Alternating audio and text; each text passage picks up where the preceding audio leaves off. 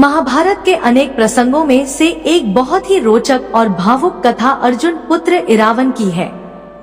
यह कथा न केवल उनके बलिदान को दर्शाती है, बल्कि श्री कृष्ण के अद्वितीय रूप और धर्म के प्रति उनकी निष्ठा को भी प्रकट करती है।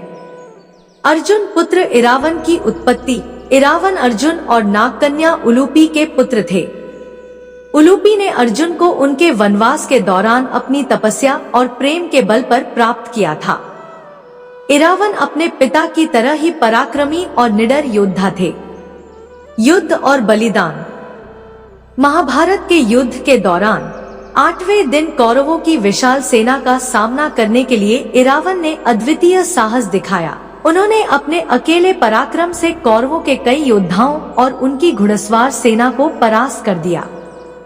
किंतु राक्षस अलम्बुश के साथ युद्ध करते हुए उन्हें यह आभास हो गया था कि उनकी मृत्यु निश्चित है।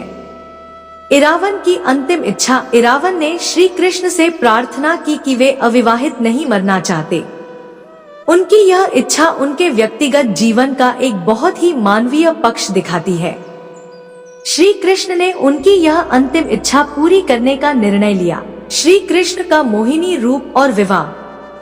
जब श्री कृष्ण ने युद्ध में उपस्थित राजाओं से इरावन के विवाह हेतु कन्या मांगी, तो यह जानते हुए कि इरावन अगले दिन युद्ध में मारे जाएंगे, किसी ने अपनी कन्या देने का साहस नहीं किया।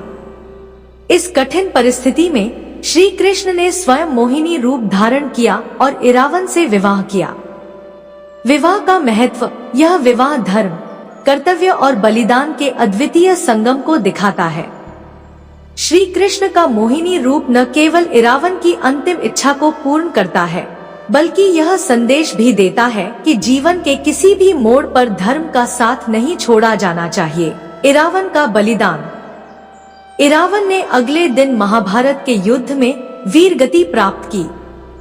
उनकी यह कहानी केवल उनके शौर्य को ही नहीं, बल्कि महाभारत के उस गूढ़ संदेश को भी उजागर करती है, जिसमें प्रेम, कर्तव्य और त्याग सर्वोपरि है।